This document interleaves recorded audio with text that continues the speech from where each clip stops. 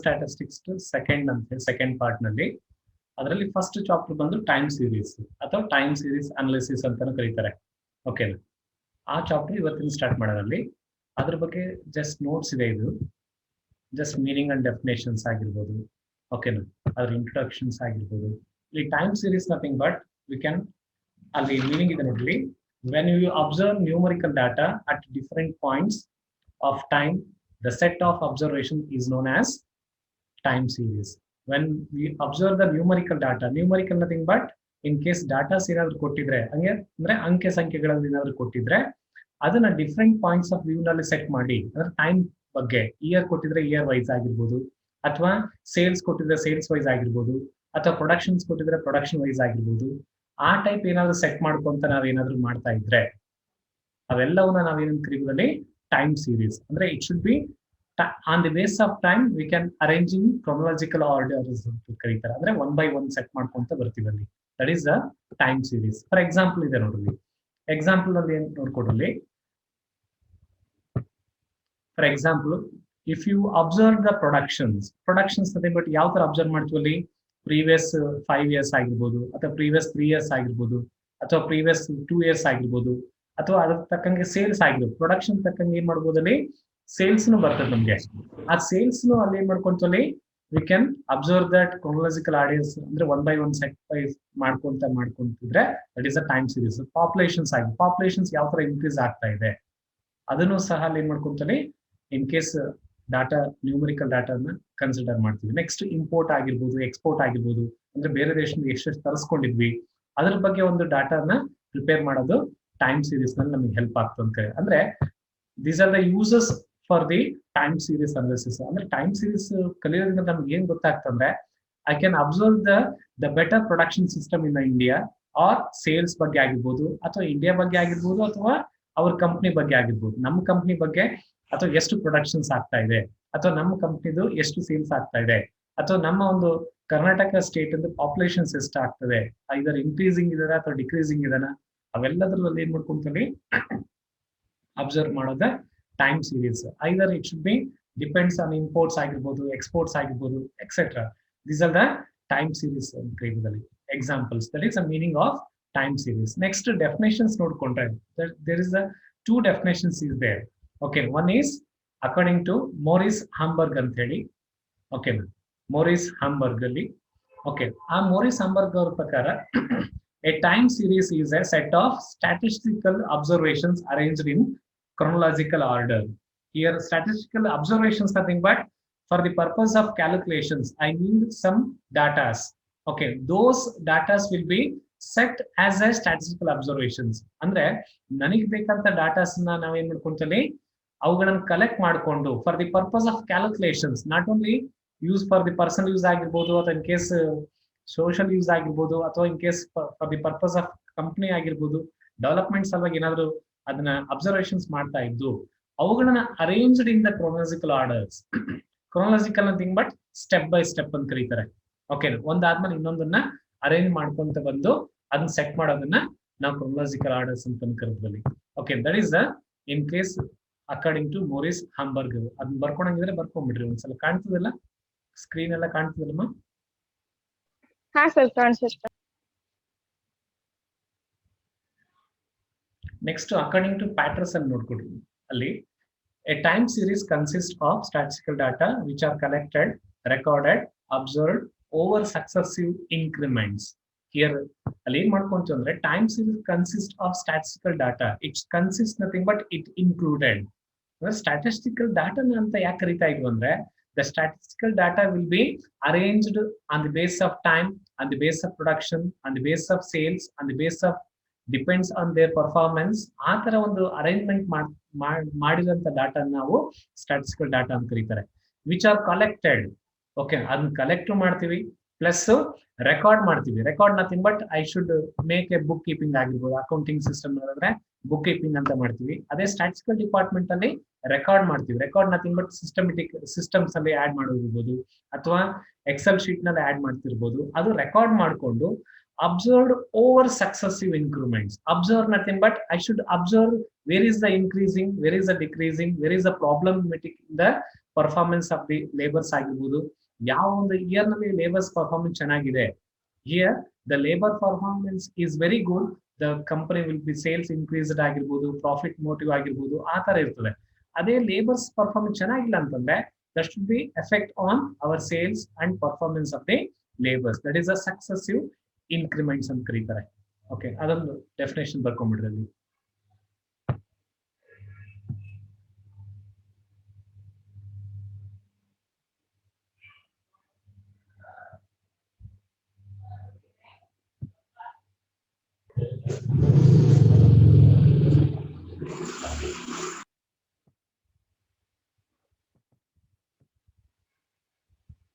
ಕಾಣ್ತದಲ್ಲಮ್ಮ uses? To study the past behavior of the variables. Here variables nothing but we can collecting from data from the sales department or production department or import department or export department. In that department nanda collect ಮಾಡಂತ ಡಾಟಾನ ನಾವು variables ಅಂತ ಕರೀತಾರೆ. Okay, ಆ variable ಯಾವ variable ಇಟ್ಕೊಂಡು collect ಮಾಡ್ತಾರೆ, either it should be import ಅಂತ variable use ಮಾಡ್ತಾ ಇದೀನಾ, ಸೇಲ್ಸ್ ಅಂತ ಯೂಸ್ ಮಾಡ್ತಾ ಇದೀನಾ, that should be past behaviour. Past nothing but previous year ಆಗಿರ್ಬೋದು ಅಥವಾ ಪ್ರೀವಿಯಸ್ ಮಂತ್ ಆಗಿರ್ಬೋದು ಅಥವಾ ಪ್ರೀವಿಯಸ್ ಡೇಸ್ ಆಗಿರ್ಬೋದು. That should be to study the past behaviours ಯಾವ ತರ ಇದೆ, ನೆಕ್ಸ್ಟ್ ಪ್ರೆಸೆಂಟ್ ಯಾವ ತರ ಇದೆ, ಅದನ್ನ ನಾವು ಕಲೆಕ್ಟ್ ಮಾಡ್ಕೊಳ್ಳೋಕೆ ಇನ್ ಕೇಸ್ ಯೂಸ್ ಆಗ್ತದೆ ಯಾವುದು time series. Next second one, to formulate policies, decisions and planning of future operations. Slide ದೊಡ್ಡದಾಗ್ತಾ ಇಲ್ಲಲ್ಲ, ಒಂದು ನಿಮಿಷ ಬರ್ಕೊಂಡು. Your second point, to formulate policy decisions. Your policy decisions nothing but how to manage our sales ಆಗಿರ್ಬೋದು, how to manage our productions ಆಗಿರ್ಬೋದು, or statistical departments ಬಂದಾಗ how to improve the performance skills from the labors ಆಗಿರ್ಬೋದು. ಓಕೆನಾ, ಆ labours ನ performance skills ಯಾವ ತರ improvement ಮಾಡ್ಕೋಬೇಕಂತ ಕೆಲವೊಂದು ಡಿಸಿಷನ್ಸ್ ಎಲ್ಲ ಫಾರ್ಮೇಟ್ ಮಾಡ್ಕೊಂಡಿರ್ತೀವಿ. ಅವನ್ನ ಡಿಸಿಷನ್ ತೆಗೆದುಕೊಳ್ಳಕ್ಕೆ the time series will be use for the analysis ಅಂತ ಹೇಳಿ. Next planning of future operations. Future nothing but next upcoming days ನಲ್ಲಿ ಅಥವಾ ಅಪ್ಕಮಿಂಗ್ ಇಯರ್ಸ್ ನಲ್ಲಿ ಯಾವ ತರ ನಾವು ಡೆವಲಪ್ಮೆಂಟ್ಸ್ ಎಲ್ಲ ಮಾಡ್ಕೊಳ್ಬೇಕು, ಅವೆಲ್ಲದಕ್ಕೂ ನಮ್ಗೆ ಏನ್ ಮಾಡ್ಕೊತಾನೆ the time series will be helpful ಅಂತ ಹೇಳ್ಬೋದು. That is also one of the in case uses of time series. Okay, next third one, to predict. To predict nothing but estimated or estimate or forecast the behavior of phenomena in future, which is very essential for business planning. Here business planning ಅಂದ್ರೆ already ನಿಮ್ಗೆ ಗೊತ್ತಿರಬೇಕು, ಯಾವ ತರ business development ಮಾಡಬೇಕು ಅಥವಾ business ಯಾವ ತರ improvement ಮಾಡ್ಕೋಬೇಕು ಅಥವಾ ನೆಕ್ಸ್ಟ್ ಕಾಂಪಿಟೇಟರ್ಸ್ ಯಾವ ತರ ಕಾಂಪಿಟೇಟ್ ಮಾಡಬೇಕು, ಅವೆಲ್ಲವೂ ಅಲ್ಲಿ ಒಂದ್ಸಲಿ ಬಿಸ್ನೆಸ್ ಇಂಪ್ರೂವ್ಮೆಂಟ್ಸ್ ಬಗ್ಗೆನೇ ಡಿಸ್ಕಷನ್ಸ್ ಎಲ್ಲ ಇರ್ತದೆ. ಅದು ಎಸೆನ್ಷಿಯಲ್ ಮಾಡ್ಕೋಬೇಕಂದ್ರೆ ಎಸ್ಟಿಮೇಟ್ ಮಾಡ್ಕೋಬೇಕು, ಫೋರ್ಕಾಸ್ಟ್ ಮಾಡ್ಕೋಬೇಕು, ಅಥವಾ ಬಿಹೇವಿಯರ್ಸ್ ಬಗ್ಗೆ ಆಗಿರ್ಬೋದು, ಫಿನಾಮಿನಾ ಅಂತ ಒಂದು ಯಾವುದೋ ಒಂದು ಸಿಸ್ಟಮ್ ಅನ್ನ ಮಾಡ್ಕೊಂತೀವಿ. ಆ ಒಂದು ಸಿಸ್ಟಮ್ ಯೂಸ್ ಮಾಡ್ಕೊಂಡು I can make essential for the business plannings ಅಂತ ಕರೀಬೋದಲ್ಲಿ. Next last one, to compare the changes in the values of different phenomena at different times ಅಂತ ಕರೀತಾರೆ. ಯಾಕೆ ಇದೊಂದು changes, to compare the changes ಯಾಕೆ ಆಗ್ತದೆ values, because of corona the sales will be decreasing, some institutions will be collapsed, ಅಥವಾ ಕೆಲವೊಂದು institutions ಎಲ್ಲ close ಆಗ್ತಾ ಇದಾವೆ ಯಾಕಂದ್ರೆ ಬಿಸ್ನೆಸ್ ಮಾಡಕ್ ಆಗ್ತಾ ಇಲ್ಲ because of lock down period ಆಗಿರ್ಬೋದು. ಆ ತರ ಒಂದು ಚೇಂಜಸ್ ಆಗಿರ್ಬೋದಾ, ಅದು ಸೀಸನಲ್ ಎಲ್ಲ ಬರ್ತದೆ, ಅಥವಾ ಅನ್ಎಕ್ಸ್ಪೆಕ್ಟೆಡ್ ಅಥವಾ ಇರ್ರೆಗ್ಯುಲರ್ ವೇರಿಯೇಷನ್ಸ್ ಎಲ್ಲ ಬರ್ತವೆ, ಅವು ನೆಕ್ಸ್ಟ್ ಕ್ಲಾಸ್ ಬರ್ತದೆ ನೆಕ್ಸ್ಟ್ ಇದರಲ್ಲಿ.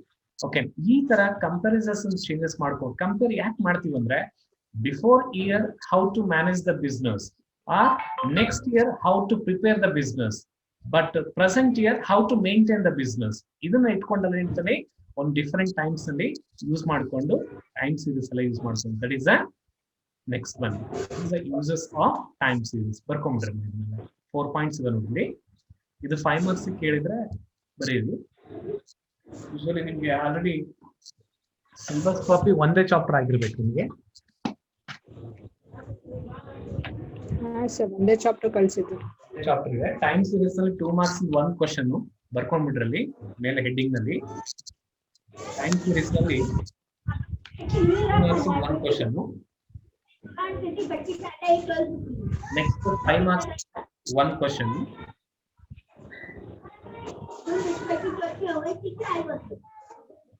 2 marks 1 question, 5 marks 1 question, 15 marks 1 question. Total 24 marks. 22 ಅಲ್ಲ ಸರ್ 2 marks 2 ಏನು sir 2 marks 2. 2 marks 2 questions. 5 marks 1 question, 15 marks 1 question. Total 24 marks ಈ ಚಾಪ್ಟರ್ ನಲ್ಲಿ.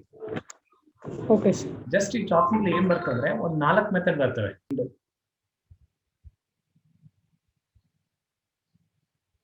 ಸೆಕ್ಯುಲರ್ ಟ್ರೆಂಡ್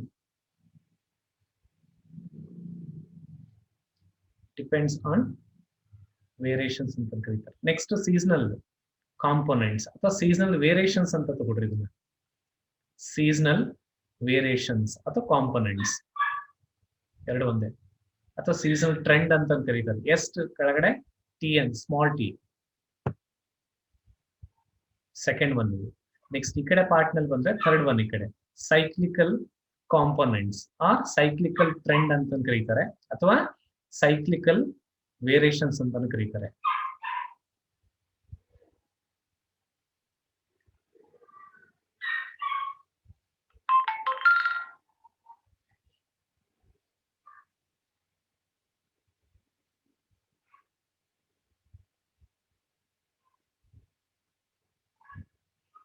ಆಯ್ತಾ. Next irregular components. Irregular components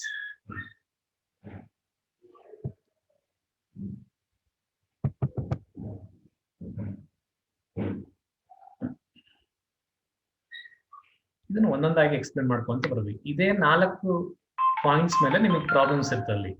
okay 15 marks ಇಂದು ಅದೇ 5 marks ಇಂದು problems ಕೊಟ್ರೆ problems ಕೊಡ್ಬೋದು ಅಥವಾ ಇನ್ ಕೇಸ್ ಥಿಯರಿ ಹೇಳಿದ್ವಲ್ಲ ಯೂಸಸ್ ಕಾಂಪೋನೆಂಟ್ಸ್ ಬಗ್ಗೆ ಎಕ್ಸ್ಪ್ಲನೇಷನ್ಸ್ ಆದ್ರೆ ಕೇಳ್ತಾನೆ.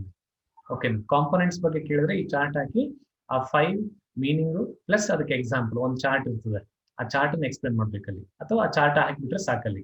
4 ಚಾರ್ಟ್ಸ್ ಇರ್ತವೆ, 4 ಮೀನಿಂಗ್ಸ್ ಅಂಡ್ ಡೆಫಿನೇಷನ್ ಮೀನಿಂಗ್ಸ್ ಬರ್ತಾರೆ ಸಾಕಲ್ಲಿ. ಓಕೆ. ಅಥವಾ ಇನ್ ಕೇಸ್ ಯಾವ್ದೋ ಒಂದೇ ಸೆಕ್ಯುಲರ್ ಟ್ರೆಂಡ್ ಮಾತ್ರ ಮಾಡ್ರಿ, ಒಂದು ಪ್ರಾಬ್ಲಮ್ ಕೊಡ್ತಾನೆ, ಸಿಂಪಲ್ ಪ್ರಾಬ್ಲಮ್ ಕೊಡ್ತಾನೆ. ಅಥವಾ ಸೈಕ್ಲಿಕಲ್ ಪ್ರಾಬ್ಲಮ್ ಮಾಡ್ರಿ, ಅಥವಾ ಸೀಸನಲ್ ಪ್ರಾಬ್ಲಮ್ಸ್ ಮಾಡ್ರಿ, ಅಥವಾ ಇರ್ರೆಗ್ಯುಲರ್ ಕಾಂಪೋನೆಂಟ್ 15 ಮಾರ್ಕ್ಸ್ ಕೇಳಿದ್ರೆ ಒಂದು 2-3 ಸೇರಿಸಿ ಆಡ್ ಮಾಡ್ಕೊಡ್ತಾನೆ ಅಲ್ಲಿ. ಓಕೆ ಸೀಸನಲ್ ಹಾಕ್ರಿ, ಇರ್ರೆಗ್ಯುಲರ್ ಎರಡು ಮಿಕ್ಸ್ ಮಾಡಿ ಪ್ರಾಬ್ಲಮ್ ಹಾಕ್ರಿ. ಎರಡು ಮಿಕ್ಸ್ ಮಾಡಿದಾಗ ಹೆಂಗಾಗ್ತದೆ 4 ಮೆಥಡ್ಸ್ ಇದಾವೆ ಇಲ್ಲಿ. ಯಾವುದು cyclical, seasonal, irregular and secular.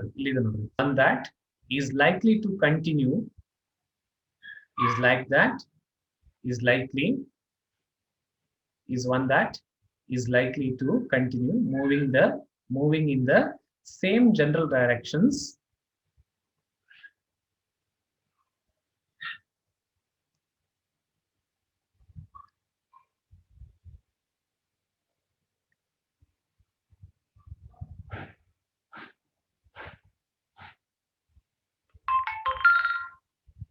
for the foreseeable future.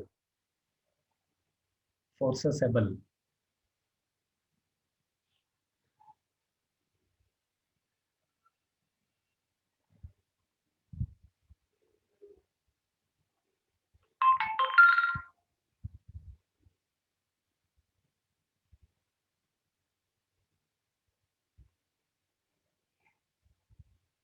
ಬರ್ಕೊಂಡ್ರೆ ಅದ್ರ ಜೊತೆಗೆ ಆ ಚಾರ್ಟ್ ಒಂದು ಹಾಕೊಡ್ರಿ.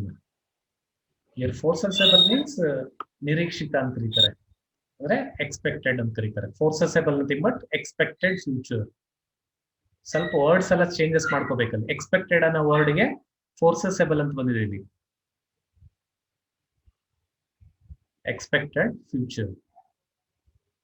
ಫೋರ್ಸೆಸಬಲ್ ನಥಿಂಗ್ ಬಟ್ ಎಕ್ಸ್ಪೆಕ್ಟೆಡ್ ಫ್ಯೂಚರ್. ಆ ಚಾರ್ಟ್ ಹಾಕೊಡ್ರಿ. ಎಕ್ಸ್ ಅಂಡ್ ವೈ ಚಾರ್ಟ್ ಗೊತ್ತಿದ್ರೆ ನಿಮ್ಗೆ ಆಲ್ರೆಡಿ ಗ್ರಾಫ್ ಶೀಟ್ ಹಾಕಿರ್ತೀರಿ ಫಸ್ಟ್ ಸೆಮ್ ಅಲ್ಲಿ, ಥರ್ಡ್ ಸೆಮ್ ಅಲ್ಲಿ ಹಾಕಿರಲ್ಲಮ್ಮ. ಸೇಮ್ ಅದೇ ತರ ಎಕ್ಸ್ ಅಂಡ್ ವೈ ಅಂತ ಹಾಕಿ ಕೆಳಗಡೆ ಇರೋದು ಎಕ್ಸ್, ಮೇಲಿರೋದು ವೈ. ಹೌದಾ?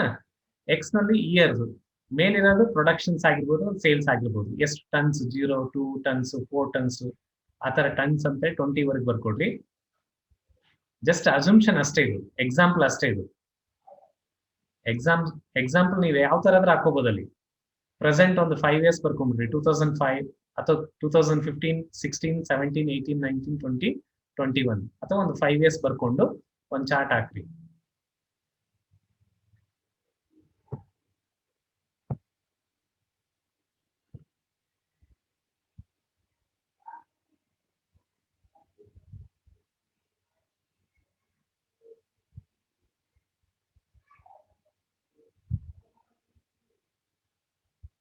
ಹಾಕೊಂಡ್ರೆ ಹಾ sir. okay. A secular trend is one that is likely to continue moving in the same general directions for the foreseeable future. Here foreseeable nothing but expected ಅಥವಾ in case ನಿರೀಕ್ಷೆ ಒಂದಂತ ಒಂದು futures ಗೆ ಏನ್ ಮಾಡ್ತೀವಿ ಅಂದ್ರೆ ಆ ಚಾರ್ಟ್ ನೋಡ್ಕೊಂಡ್ರೆ ನಿಮ್ಗೆ ಗೊತ್ತಾಗ್ಬೋದು ಅಲ್ಲಿ. ಓಕೆ, ಅಲ್ಲಿ ಏನಾಗ್ತಾ ಇದೆ ಅಂದ್ರೆ ಇನ್ ಕೇಸ್ 45 ನಲ್ಲಿ ಅಥವಾ 1945 ನಲ್ಲಿ ರೆಡ್ ಸಿಂಬಲ್ ನೋಡ್ಕೊಡ್ರಿ, ರೆಡ್ ಲೈನ್ ಅಂದ್ರೆ 2 ಇದ್ದು 6 ಆಯ್ತು, 6 ಇದ್ದು ಅಗೇನ್ ಮತ್ತೆ 2 ವರೆಗೆ ಬಂತಲ್ಲಿ ಲೈನ್ ಅಲ್ಲಿ. ಅಂದ್ರೆ 2 ಇಂದ 4 ಗೆ ಒಂದು ಸಕ್ಸೆಸಬಲ್ ಇದೆ. 45 ಇಂದ 46 1 ಇಯರ್ ಮೇಂಟೈನ್ ಮಾಡಿದ್ದಾರೆ ಸೇಲ್ಸ್ ಅಲ್ಲಿ ಅಥವಾ ಪ್ರೊಡಕ್ಷನ್ಸ್ ಅಲ್ಲಿ. ಬಟ್ ನೆಕ್ಸ್ಟ್ ಇಯರ್ ಏನ್ ಮಾಡ್ತಾ ಇದ್ದಾರೆ, ಕಂಟಿನ್ಯೂಸ್ ಫಾಲಿಂಗ್ ಇದೆ ಅಲ್ಲಿ.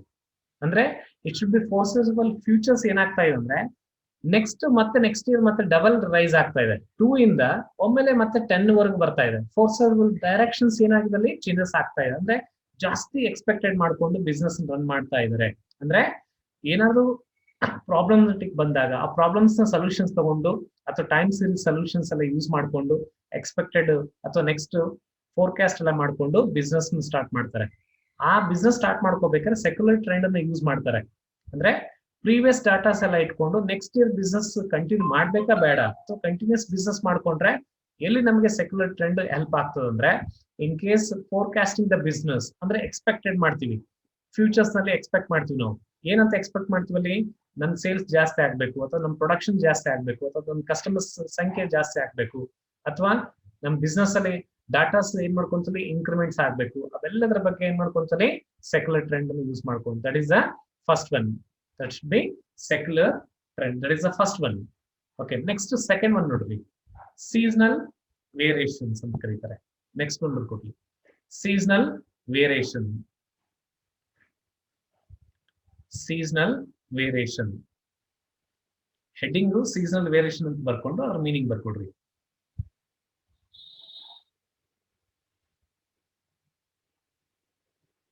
ಇದು ಆಲ್ರೆಡಿ ನಿಮಗೆ ನೇಮ್ ಇಂಡಿಕೇಟ್ ಮಾಡುವಂತ ಸೀಸನಲ್ ವೇರಿಯೇಷನ್ಸ್ ನನಗೆ. But in case in time series with in 1 year that is repeated more or less regularly ಅಂತ ಕರೀತಾರೆ. Repeated more or less regularly ಅಂದ್ರೆ ಇನ್ ಕೇಸ್ ಫಾಲಿಂಗ್ ಡೌನ್ ಆಗಿರ್ಬೋದು ಅಥವಾ ಇನ್ ಕೇಸ್ ಸೇಲ್ಸ್ ಡೌನ್ ಆಗಿರ್ಬೋದು ಅಥವಾ in case production down ಆಗಿರ್ಬೋದು, it should B regularly less ಆಗಿರ್ತದೆ ಅಥವಾ ಮೋರ್ ಆಗಿರ್ತದೆ. ಒಮ್ಮೆಲೆ ಏನ್ ಮಾಡ್ಬೋದು ಅಲ್ಲಿ ಲೆಸ್ ಆಗ್ಬೋದು ಅಥವಾ ಜಾಸ್ತಿ ಆಗ್ಬೋದು, depends on there performance of the business ಅಂತ ಕರೀತಾರೆ. ಆ ಬಿಸ್ನೆಸ್ ಪರ್ಫಾರ್ಮೆನ್ಸ್ ಅಲ್ಲಿ ಏನ್ ಮಾಡ್ಕೊಂತಲ್ಲಿ ಇನ್ ಕೇಸ್ ಸೀಸನಲ್ ವೇರಿಯೇಷನ್ಸ್ ಎಲ್ಲ ಯೂಸ್ ಮಾಡ್ಕೊಂಡು ಅಂದ್ರೆ ಕಂಟಿನ್ಯೂಸ್ ಆಗಿ ಫಾಲ್ ಆಗ್ತಾ ಇದೆ ಅಥವಾ ಕಂಟಿನ್ಯೂಸ್ ಅಲ್ಲಿ ಜಾಸ್ತಿ ಆಗ್ತಾ ಇದೆ ಅಂದ್ರೆ that should B indicate next future ನಲ್ಲಿ ಪ್ರಾಬ್ಲಮೆಟಿಕ್ ಆಗ್ತಾ ಇದೆನಾ ಅಥವಾ ನೆಕ್ಸ್ಟ್ ಫ್ಯೂಚರ್ಸ್ ಅಲ್ಲಿ ನಮ್ಗೆ ಬೆನಿಫಿಟ್ ಆಗ್ತಾ ಇದೆ ಚೆಕ್ ಮಾಡ್ಕೊಳಕ್ಕೆ ಸೀಸನಲ್ ವೇರಿಯೇಷನ್ಸ್ ಎಲ್ಲ ಯೂಸ್ ಮಾಡ್ತೀವಿ. ಅಲ್ಲಿದೆ ನೋಡ್ರಿ, the seasonal variation may be caused by the temperatures ಆಗಿದೆ. ಯಾಕೆ ಫಾಲ್ ಆಗ್ತಾ ಇದೆ ಅಂದ್ರೆ temperatures daily for example continues ಆಗಿ ಟೆಂಪರೇಚರ್ ಜಾಸ್ತಿ ಆಗ್ತಾ ಇದೆ ಸರ್, ನಮಗೆ ಕಸ್ಟಮರ್ಸ್ ಯಾರು ಬರ್ತಾ ಇಲ್ಲ ಹೊರಗಡೆ, ಅಥವಾ ಕಂಟಿನ್ಯೂಸ್ ಆಗಿ ರೈನ್ ಬೀಳ್ತಾ ಇದೆ ಹಾಗಾಗಿ ಕಸ್ಟಮರ್ಸ್ ಯಾರು ಹೊರಗಡೆ ಬರ್ತಾ ಇಲ್ಲ, ರೈನ್ ಫಾಲ್ ಇದೆ ಅಥವಾ ಪಬ್ಲಿಕ್ ಹಾಲಿಡೇಸ್ ಬರ್ತಾ ಇದೆ ಅಥವಾ ಸೈಕಲ್ಸ್ ಆಫ್ ಸೀಸನ್ಸ್ ಆಗಿರ್ಬೋದು ಅಥವಾ ಹಾಲಿಡೇಸ್ ಅಥವಾ ಮಾನ್ಸೂನ್ಸ್ ಎಲ್ಲ ಬರ್ತಾ ಇದೆ. ಓಕೆ, ಇವೆಲ್ಲದು ಏನ್ ಮಾಡ್ಕೊಂತಲ್ಲಿ ಸೀಸನಲ್ ವೇರಿಯೇಷನ್ಸ್ ಅಲ್ಲಿ ಬರುವಂತ informations, that is a seasonal variations or trends ಅಂತ ಕರೀತಾರೆ. ಓಕೆ, ಆ ಚಾರ್ಟ್ ಒಂದು ಹಾಕೊಡ್ರಲ್ಲಿ. ಆ ಚಾರ್ಟ್ ಆ ತರ ಕಾಣ್ಲಿ ಅಂದ್ರೆ ಕಂಟಿನ್ಯೂಸ್ ಆಗಿ ಫಾಲ್ ಆಗ್ತಾ ಇರೋದು ಅಥವಾ ಕಂಟಿನ್ಯೂಸ್ ಆಗಿ ರೈಸ್ ಆಗ್ತಾ ಇರೋದು.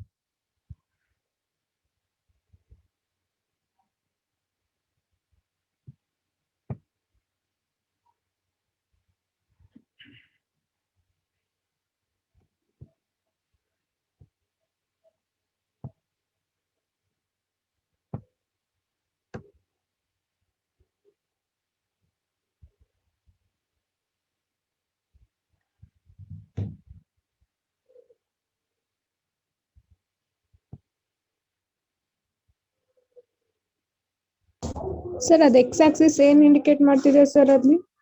ಎಕ್ಸ್ ಆಕ್ಸಿಸ್ ಅಂದ್ರೆ 10 to ಅಲ್ಲಿ ಇದನ್ನ ಬರ್ಕೊಡ್ರಿ,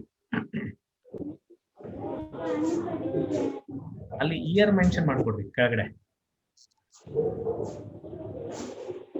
X axis year, Y axis sales ಅಂತ ಮಾಡ್ಕೊಡ್ರಿ. ಇಯರ್ ನಲ್ಲಿ ಒಂದು 10 ಅಥವಾ 15 ಇಯರ್ಸ್ ಬರೀರಿ, ಯಾಕಂದ್ರೆ ಅದನ್ನ ಕರೆಕ್ಟ್ ಆಗಿ ಎಕ್ಸಾಮ್ ಇದ್ ಮಾಡ್ಬೇಕಲ್ಲ ನಾವು. ಇಲ್ಲಿ ಸೀಸನಲ್ ವೇರಿಯೇಷನ್ಸ್ ಆಗ್ತಾ ಇದೆ, ಕಂಟಿನ್ಯೂಸ್ ಆಗಿ ಫಾಲ್ ಆಗ್ತದೆ, ಕಂಟಿನ್ಯೂಸ್ ಆಗಿ ರೈಸ್ ಆಗ್ತಾ ಇದೆ ಅಂತ ತೋರಿಸ್ಕೊಳ್ಳಕ್ಕೆ ಒಂದು 15 ಇಯರ್ಸ್ ಬರೀಬೇಕಲ್ಲಿ. ಜಾಸ್ತಿ ಇಯರ್ಸ್ ಕೊಡ್ತಾ ಇದಾರೆ ಅಂದ್ರೆ ಅದು ಸೀಸನಲ್ ವೇರಿಯೇಷನ್ಸ್, ನಥಿಂಗ್ ಬಟ್